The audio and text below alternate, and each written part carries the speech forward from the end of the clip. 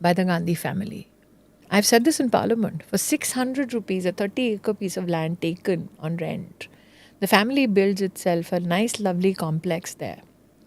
The idea that They could do some at the wrong. head of a foundation, Sonia Gandhi, Rahul Gandhi, Priyanka Vadra could mandate usurping of lands of farmers in Amethi was foreign. Can I speak for the Vice President of India? I can't. Can I speak for the Speaker of the Lok Sabha? I can't.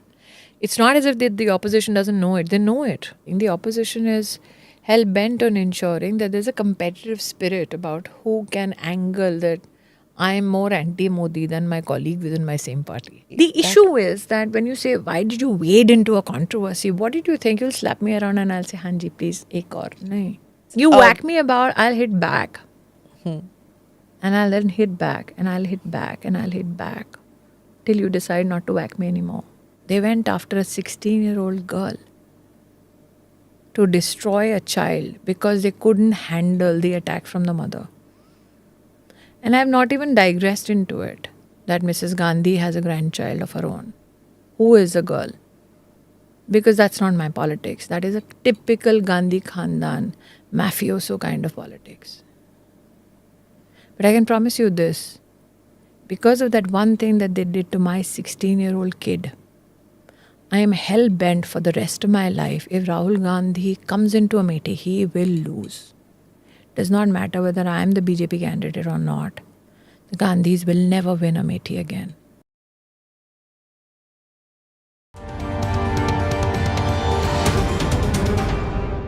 Namaste, Jai Hind. Thank you for watching or listening to the ANI podcast with Smita Prakash. And thank you also for sharing with those who you think will benefit from listening or watching these conversations. My guest today is Cabinet Minister Smriti Irani, who's been called a giant slayer for having defeated Rahul Gandhi in Amethi, the family bastion, in the general election of 2019. She's been a parliamentarian since 2011 and is a fierce debater.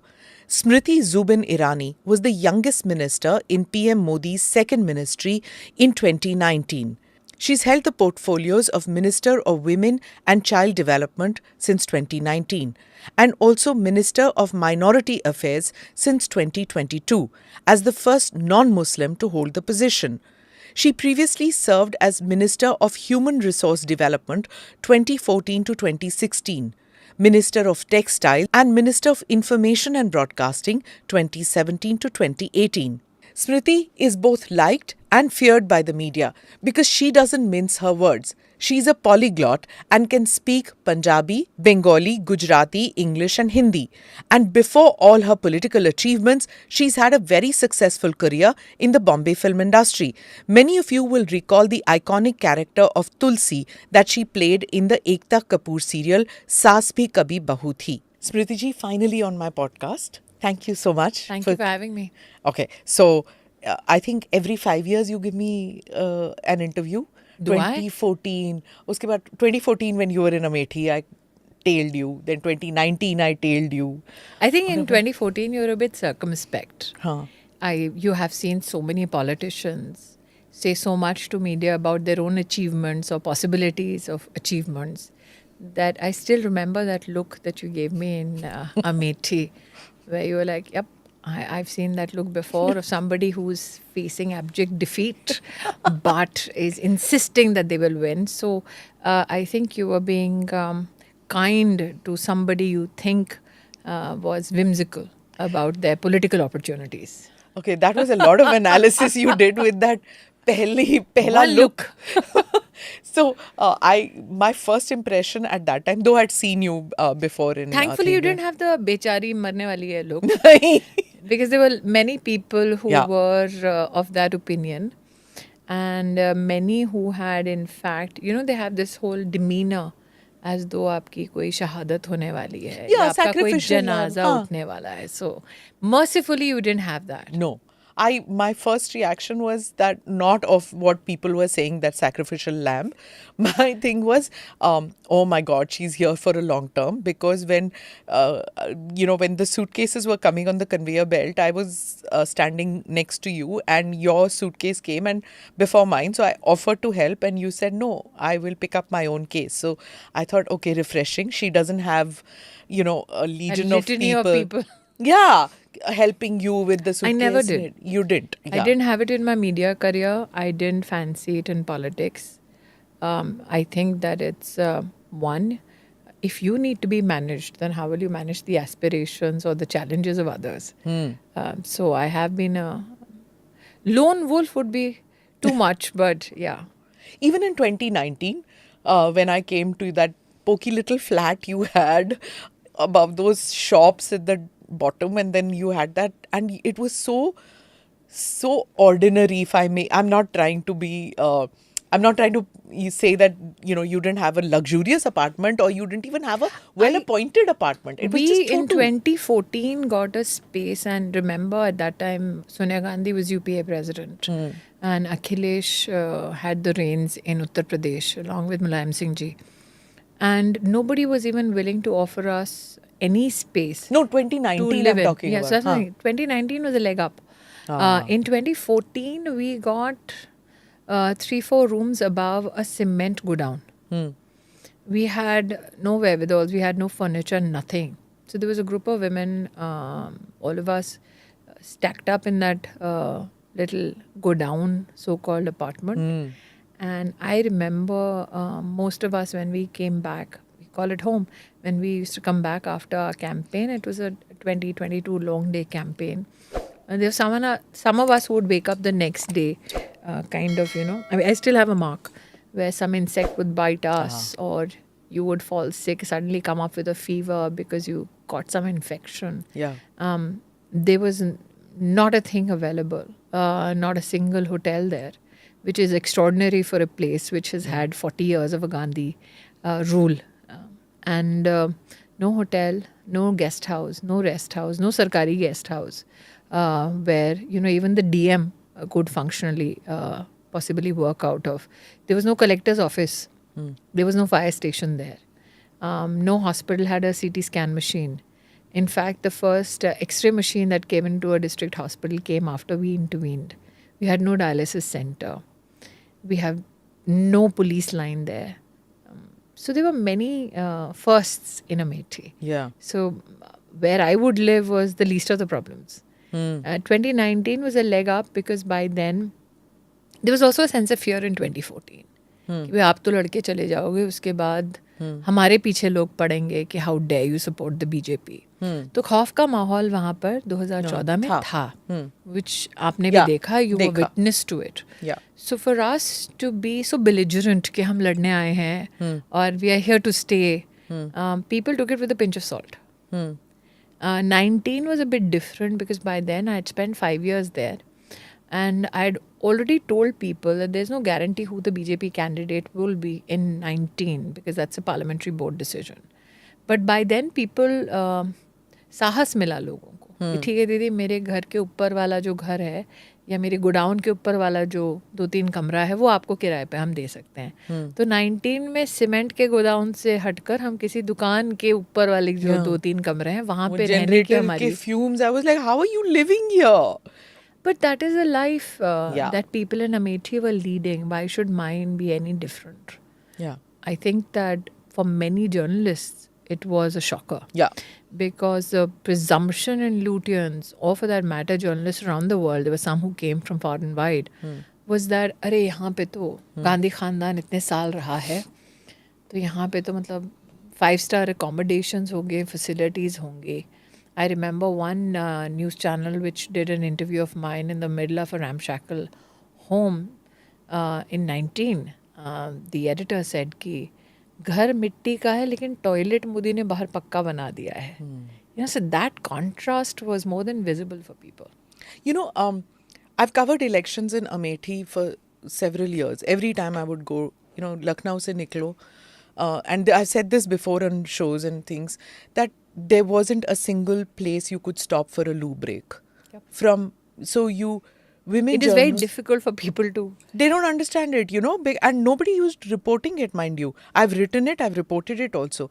Women reporters who got out from Lucknow to go to Amethi would have to come back To Lucknow. to Lucknow, right? And you So, have to contextualize for people that Amethi is 1.5 hours away from Lucknow. yeah. So you would have to come all the way there, operate the whole day, and And then then- go back. Yeah.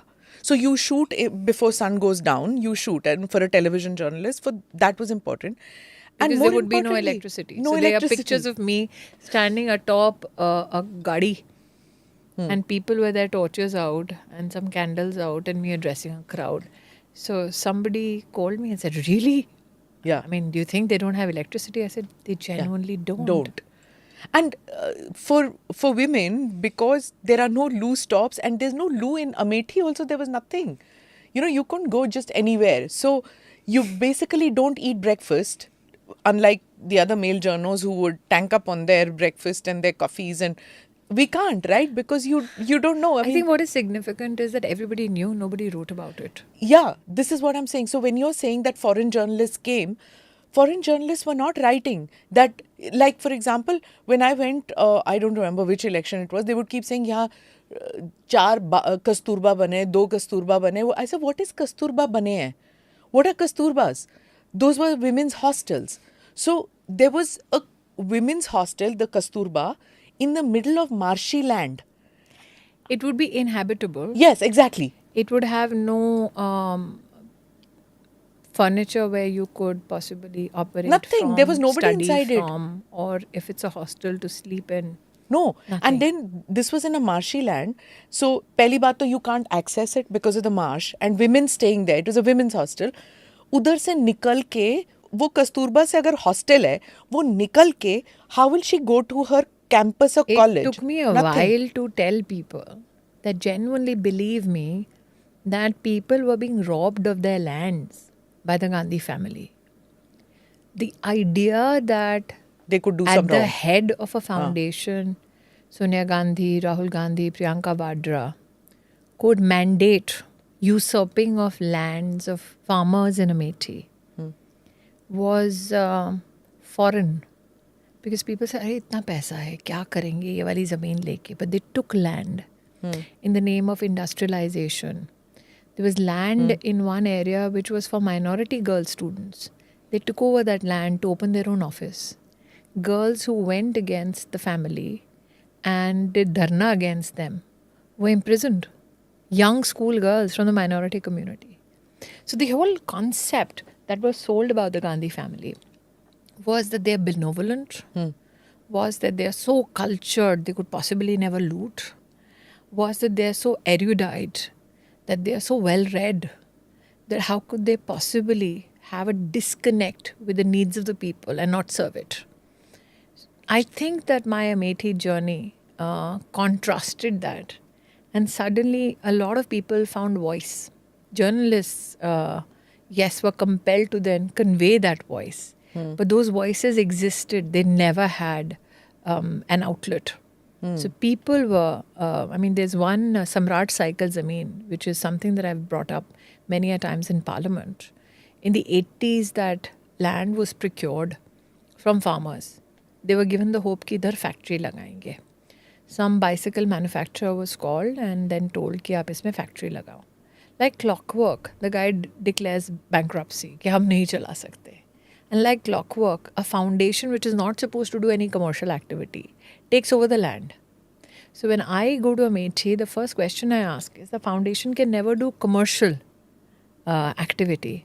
How is a land which is deemed for commercial purposes taken up by the foundation? It's been under lock and key. I was told, अरे यहाँ ऐसे ही होता था. And I found many such parcels of land belonging to people. For instance, there is a promise given 30-40 years ago कि भाई हम यहाँ पे अस्पताल बना देंगे, परिवार को ज़मीन दे दो. परिवार means the Gandhi family. They take the ज़मीन. Munshiganj guest house is there. They never build the medical college. So when Prime Minister Modi starts his endeavor of building medical colleges across all districts, I go and I request, ki, can we get one for Amethi? You look at the records. That land was taken for $600. Huh? Yes, I've said this in Parliament. For 600 rupees, a 30-acre piece of land taken on rent, the family builds itself a nice, lovely complex there, but never builds the medical college for which they took the land. Interesting. My issue is, how much is too much? I mean, you took over so much property in Delhi, in Bombay. Amethi के गरीब लोगों को तो छोड़ देते हैं. I'm going to come back to Amethi. But first, let's do the biggest stories of the day because I have you here today. Which stories are those? So, several of them. Firstly, just an hour before we are shooting this, it's just come out that Mr. Mallikarjun Kharge is probably the Prime Minister candidate for the India Alliance. Are you sure? I believe Mamata Banerjee and Arvind Kejriwal proposed the name, and Kharge ji is saying कि पहले election जीतना हमारा goal है, उसके बाद Prime Minister का देखेंगे. But apparently that seems to be a consensus. Nobody objected to it. So you have not said that Mrs. Gandhi has said, my son hereby abdicates the throne. My daughter will never be in the race for Prime Minister. Here is Mr. Kharge, and now forever shall he reign as president, and forever shall a non-Gandhi always be a PM aspirant. Has that happened yet? Well, not exactly. Then take it with a pinch of salt. No, but they did nominate Who's the they? None of the Gandhi family. They had Narasimha Rao. Was Narasimha Rao Manmohan happy nomination or a political majburi? Well, whatever the... Or Manmohan Singh ji for that matter. Look back at history. Were any of them? तो ये भी तो मजबूरी होगी ना जो खरगे जी को कर रहे हैं. I cannot say anything till an official announcement is made. But what is interesting for you and for what you have highlighted is that the name did not come as a proposal from Mrs. Gandhi. It came from parties which are not Congress party members, or for that matter, Congress party leadership. It came from outside. Maybe that was deliberate. Maybe, but till such time you do not have Mrs. Gandhi say, my son, like I said, hereby abdicates the throne. My daughter, my son-in-law, my grandchildren have no claim to the throne. Please take it with a pinch of salt. But उन्होंने तो कभी कहा ही नहीं ना कि हम प्रधानमंत्री बनना चाहते हैं. I think that you've had enough discussions in the studio which also alludes to how they ran governments. I mean, the 10 years of UPA was more than sufficient to certify. So there's no question of abdication. There's nothing about... But the difference is right now you have two people who are in the race already. Who are the two people? For The India brother and Alliance? the sister. No. I'm saying that... So what is interesting for me is that if you're saying that we are breaking away from the tradition of dynasty, have you had that declaration by Sonia Gandhi yet? You haven't had it. But maybe she doesn't need to. I think in contrast, you have had Adhir Ranjan Chaudhary, who was literally on the floor of the house, accepted that it's impossible to defeat Prime Minister Modi. So with certain defeat before them, is that why there's a discussion on Kharge ji's name? And Kharge ji, being the astute politician that he is, has said, नहीं अभी नहीं, जीतने के बाद देखा जाएगा. But also, in the journo circles, it's become very interesting. Ki, Don't believe anything in the journo circles. Most of them are disconnected from realities. But regarding the BJP, possibly they are selling some new fancy idea that they fancy is, the short strategy. नहीं ना. Journalists these days have no clue, especially regarding your party. एक नाम नहीं पक्का हुआ था कि कौन... मुझे लगता है दिल्ली शहर के बारे में कुछ खुशफहमियां लोगों का है. मैं इस शहर में पली बड़ी हूँ. एक खुशफहमी है कि पूरी की पूरी दिल्ली ए पॉलिटिकल है. पॉलिटिकल दिल्ली दिमाग वालों की है, सामान्य दिल्ली दिल वालों की है. और दिमाग वाली इस दिल्ली में जो राजनीति से भरी हुई है, वहाँ पे 4 चीज़ों को मैंने देखा है लाइफ में, मेरे 10 साल के अनुभव में एज एन एडमिनिस्ट्रेटर. और मैं तीसरा टर्म है मेरा एज एन MP. मैं 2 बार राज्यसभा की सांसद रह चुकी हूँ. आपके पास आपकी पीठ पे छुरा भोंकने का भी दुश्मन नहीं आता, दोस्त आता है. यहाँ पे रिश्ते बनते हैं जब चाय पिलाई जाती है, मीठी मीठी बातें होती हैं, रिश्तों की दुहाई दी जाती है, दोस्तियाँ होती हैं. लेकिन उस पूरे चक्रव्यूह में सपोजिशंस बहुत रहती हैं. तो कल लग गया तो लग गया. तो मुझे ऐसा लगता है कि उस दिल्ली में अगर मोदी मंत्र, अगर एंगेजमेंट का और कम्युनिकेशन का आप देखें तो बुरा नहीं है. Because in these hallowed halls of power many careers came to die because they did not understand the complexity of this Dimag wali Delhi. And I think what Prime Minister is doing now, and because he has seen Delhi up close, not only as an administrator, not only as a chief minister, he's also seen it as somebody who built the organization. He realized the pitfalls of it. And that is why when I see a lot of grassroots leaders find a voice, new faces find a voice, it is of great, I think, comfort to कार्यकर्तास. ठीक है, नाम चला रहे हैं तो इसका मतलब journalist को कुछ पता नहीं. हाँ. That's also true that it took a while, I think, for Delhi journos to figure out that they are inconsequential to the system. No, I don't think that they are inconsequential in terms of communication to the rest of the country. On issues of domestic and international import, the media does play a very significant role. But many people within the media do not limit themselves to reportage. They become power brokers. And I think that is what Prime Minister Modi has broken. It's not only the power brokers in the media, but brokers of all kind have been shoved out of the system because the people of our country deserved better. Let me come to the other news story which happened, which is of the suspension. I think 141, the last score that I heard, 142. MP suspended. Now, your party is being accused by the opposition of being dictatorial. Harsimrat Badal even said that my party cannot suspend anybody. Well, it's the Speaker of the House and the Vice President of India who can. But it's being said that you built... So it makes for great headlines that BJP is dictatorial, but anybody who understands parliamentary procedure knows there's not BJP that announces people are suspended. The successful running of the house, both of houses, is the job of the ruling party. Agreed. And that has not been happening. And it's... Because I think that the opposition, and this is my personal feeling, the opposition is hell-bent on ensuring that there's a competitive spirit about who can angle that I am more anti-Modi than my colleague within my same party. So today, when the Vice President of India, the Chairman of the Rajya Sabha, announces that these are the procedures which cannot be violated as a parliamentarian, after knowing those procedures, you still go ahead and violate it. That means you're being mindful of the rules that you're breaking. You're also mindful of the consequences that will occur. Now, this is not a classroom. This is the Parliament of India. There is a historical context to every activity that is undertaken in Parliament. There is a precedent that you set, not only from a domestic perspective, but also an international parliamentary perspective of how business in a house is conducted. We are a part of many such international unions or associations or organizations that study the functionality of our parliament. Can you have the Vice President of India or the Speaker of the House announce a set of rules and regulations and procedures in terms of your parliamentary engagement and willfully have parliamentarians break those rules and then expect no consequence for it from the Speaker of the House? Because there's a precedent that you're setting.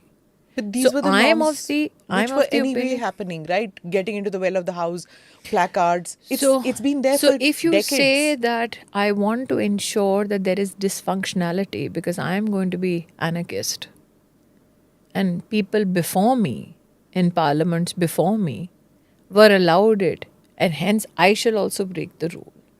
The question is how long, how much and how far? So it is not only the responsibility but also the right of the Chairman of the Rajya Sabha and the Speaker. What shocks me is not the juvenile reaction of the former Congress president. The fact that which one are you referring to? There is one who is of substance from an Amethi perspective, which is Rahul Gandhi. I could never imagine the depths of depravity when you not only urge a fellow parliamentarian to mock the Vice President of India, because it's not an individual, it's an institution. Kalyan Banerjee is mocking, mimicking. And that is supposed to be a very erudite, legal. On the steps of the parliament, you mock the Vice President of India, you think it's funny. And Mr. Rahul Gandhi films it, encourages it. Now, there is a decorum which is expected of us as parliamentarians. I've had issues on which I have not, in the 10 years of the UPA, I had served a few years in the opposition. But never in my life had I, as a parliamentarian, mocked the chair, mocked the speaker, or use words that brought disrepute to the chair. Because that, like I said, is not an individual, that's an institution. So I always thought that maybe this is the end of juvenile politics by Mr. Gandhi.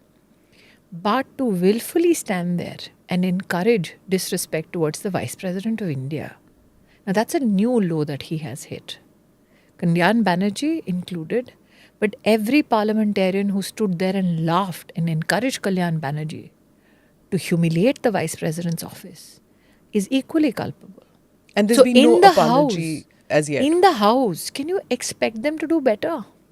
This is the same set of people. Mr. Venugopal was standing there and laughing. For what? Yeah. Like I said, it's not an individual. That's an institution. And then can you expect better when they're in the House? They pay no heed. So, what is worrying though is that what happened outside is, of course, that a constitutional post was mocked. That Can you is deny bad. that constitutional post the right then to deliver justice? And then there is this which happened, which is more suspensions. They It seems stood like on everything the is they stood on the table and threw a book at the chair. If you remember, this is not this Harivansh incident. ji, Yeah. yes, the deputy chairperson, they were slamming books on the table.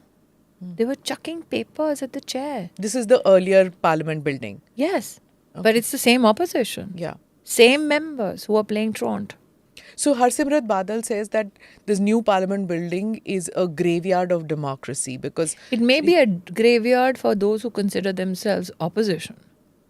But why should it be a graveyard of democracy? Who uses those words?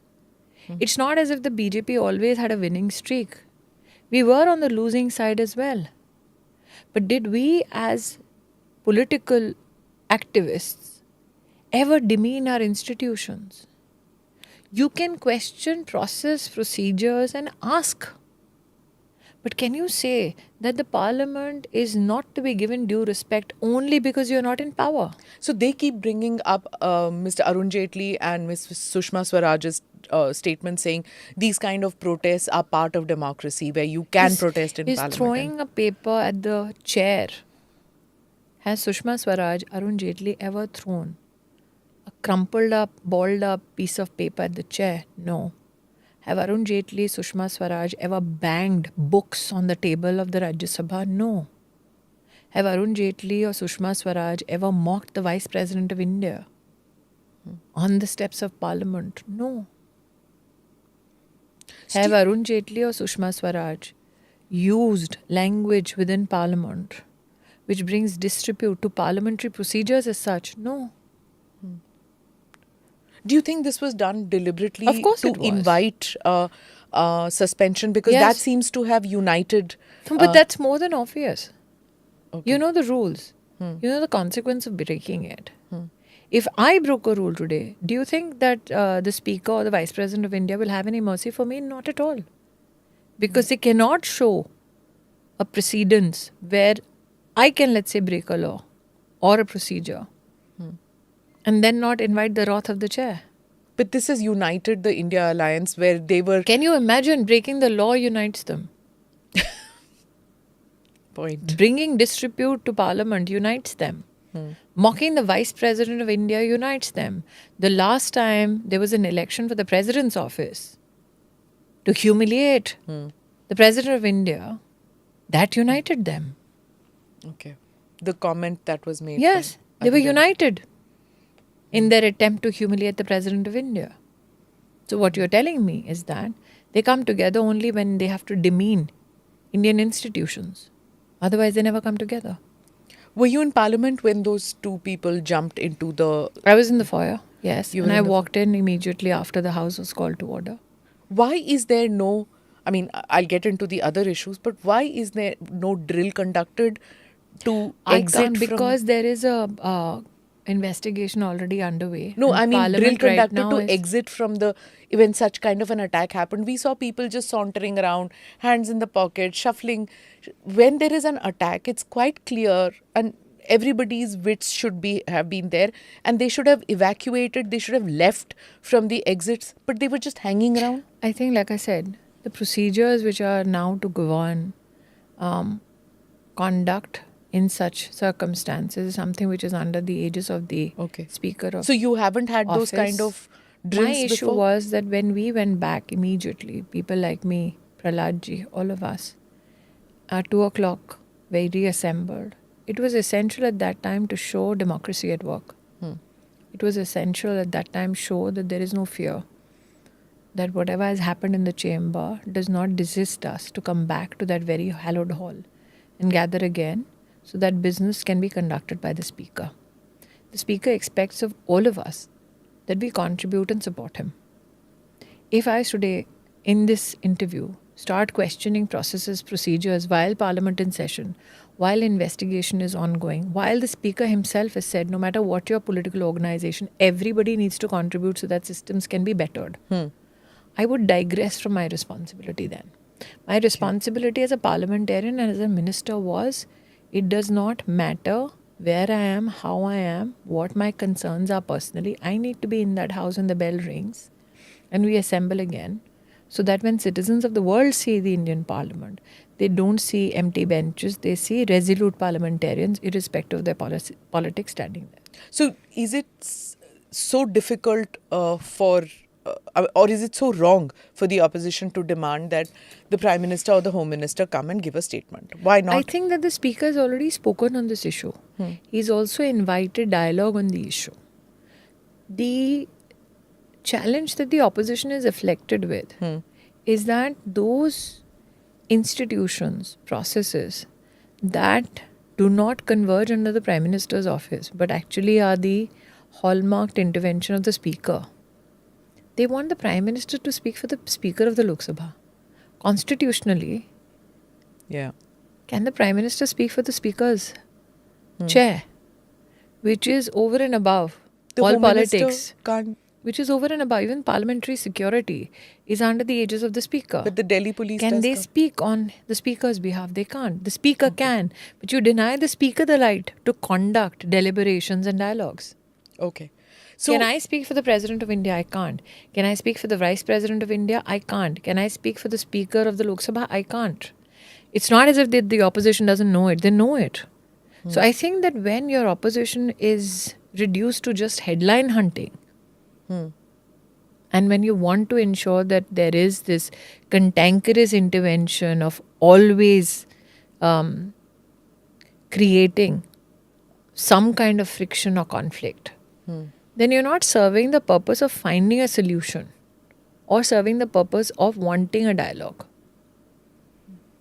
it's just for disruption. The major aim is that how do I target Modi? You really think it was for Modi? It is. Because like I said, the Speaker of the House is over and above all politics. It is under his authority. He has the authority and he has fulfilled his responsibility of speaking on the issue, inviting dialogue. You deny him that right by insisting that the Prime Minister speaks. Okay. You know, I'll rewind a bit for a couple of days before all this happened, which was that where you said that about the menstrual cycle leave. Yes. That whole thing, it was so interesting because you said, and I'm going to quote, you said menstrual cycles are not a handicap. And I was like, yeah, yes. Because I got into the workforce. I could have said much more. You could. I didn't. Because the gentleman who asked the question never intended to find a solution for women. So it was Professor Manoj Kumar Jha, and he says, will the Minister of Women and Just, Child allow Development me be to pleased just to look at state? this. Can you look at part C of the question? Yeah, whether the policy contains provisions to promote and provide for menstrual hygiene among LGBTQIA community. Now tell me, the LGBTQIA community that the honourable member wanted to